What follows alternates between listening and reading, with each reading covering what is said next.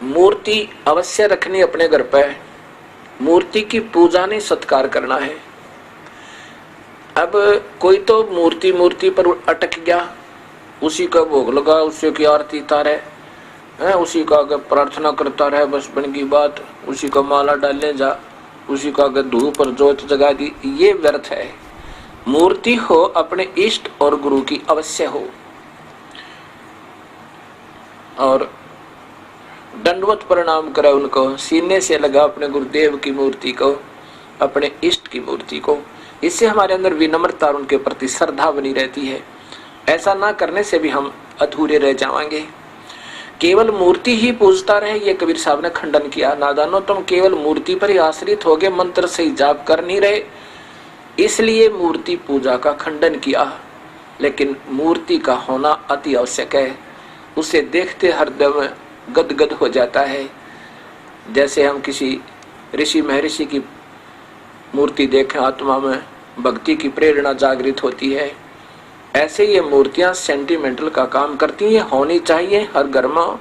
मंदिर में, घर मंदिर अपना एक कोने में मंदिर बना लो, एक अलमारी में, उसके एक ताक में, एक हिस्से में अपना मंदिर बनावे, मूर्ति रखा अपने गुरुदेव की, अपने इष्ट देव की, क्योंकि इष्ट देव की पूजा अवश्य होनी चाहिए, उसकी मूर्ति भी होनी चाहिए। जैसे कबीर साहब हम सबका इष्ट है, और ब्रह्मा विष्णु महेश के पिता निरंजन ज्योत निरंजन काल भगवान गीता में जो कहता है उसका भी इष्ट है। 18वें अध्याय का 64वां श्लोक, निष्पक्ष भाव से फिर दोबारा सॉल्यूशन करके देखो उसको। तो हम सबका इष्ट देव तो कबीर परमेश्वर है, उसी की मूर्ति, और साथ में वो गुरुदेव जो सच्चा नाम देता उनकी मूर्ति अवश्य घर में हो, और फिर ज्योत लगावे। धूप जरूरी नहीं है, धूप तो केवल धुआं धुआं करती है। हवन का काम घी न करना, और हवन अवश्य करना। ये भी यज्ञ, 5 यज्ञ करते हैं हम।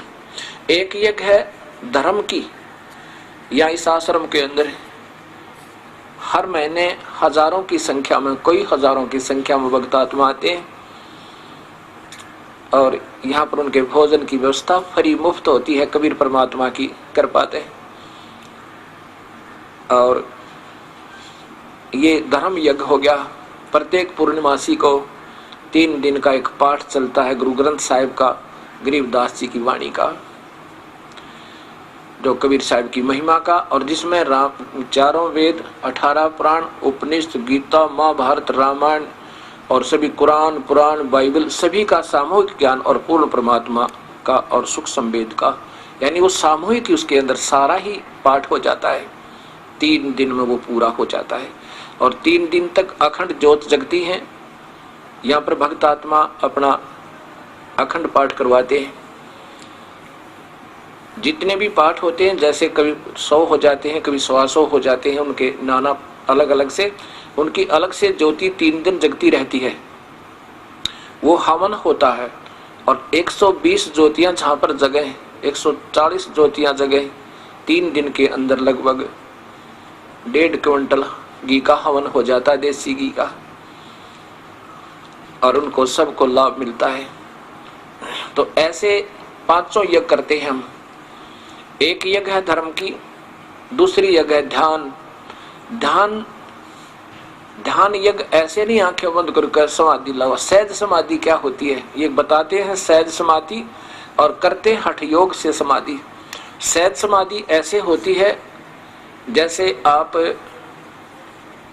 कहीं बाहर चले जाओ और जा चुके हो 1000 किलोमीटर, तब आपको याद आए कि मैंने 50,000 रुपये लोन लिया था और अलमारी में रख दिया तिजोरी में, और चलती दफा किराया जब निकालने लगा और अलमारी खुली छोड़ा, और फिर आप अपने जिस काम पर पहुंच चुके हो वहां से वापस जब तक नहीं आओगे, 1 दिन में, 2 दिन में, 4 दिन में, तब तक आपका ध्यान अलमारी से नहीं हट सकता है। परमात्मा, कहीं बच्चे बाहर चले जावें, कोई चोर ना घुस जावे, किसी बच्चे का हाथ लग जाए वो खराब ना कर दे, मुश्किल से गरीब आदमी ने लोन लिया है, कर्ज लिया है, आप वहां काम भी करते रहोगे, रिश्तेदारों से बात भी करते रहोगे, लेकिन आपका ध्यान वहां से हट नहीं सकता, पल पल में होगा, आँखों से पानी आने को हो जाएगा, दिल में कसक सी होगी, हे परमात्मा क्या होगा, हे दाता ठीक ठाक पावे।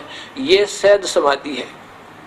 हम आपको इतना योग्य कर देंगे, उस परम पिता के गुणों से परिचित करवा देंगे। कबीर परमात्मा कहता है आपकी सहज समाधि हटे नहीं माते। ये ध्यान है, ये ध्यान यज्ञ है, ये सहज समाधि कहलाती है। हठ योग करना ये समाधि नहीं है, ये तो हठ योग है, और ये गीता में मना किया हुआ है। अभी दिखाऊंगा आपको।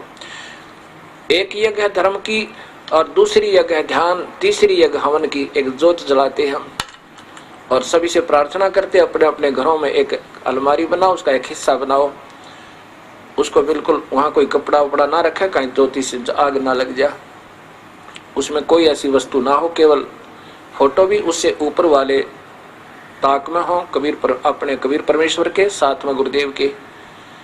और सुबह शाम अवश्य अच्छा घी डाल के, 100 ग्राम तक कम नहीं डाला है, और ज्यादा डाल देता, जितना भी आप बीजोगे आप ही को देगा भगवान। ये तो आपकी आउटपुट है, जितना डालोगे उतनी आपको आउटपुट ज्यादा होकर मिलती है। ये हवन, तीसरी यज्ञ हवन की, और चौथी यज्ञ प्रणाम। गुरुदेव को दंडवत प्रणाम करें, और मूर्ति को सुबह उठते ही,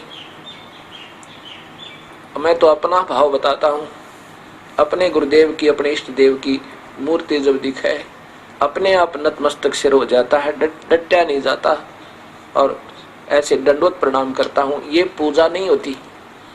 और यही हम, क्योंकि हम समझ नहीं पाते सतमार्ग को, तब तक हम एक को रिजेक्ट कर देते हैं। वो तो मूर्ति पूजा करते हैं, वो तो ऐसा करते हैं। पूजा क्या होती है? सत्कार कोई और चीज होता है, पूजा कोई और चीज होती है। पूजा जैसे पतिव्रता अपने पति की पूजा करती है, आदर सत्कार सबका करती है। और पतिव्रता पत्नी का पति विदेश चला जा तो फोटो से वो कितना प्यार करती है, उसकी आस्था रह रहकर उमंग बढ़ती रहती है, उसके गुणों की याद आती रहती है। ऐसे ही हमने मूर्ति अवश्य रखना चाहिए, लेकिन पूजा नहीं, सत्कार करे, अवश्य करे। और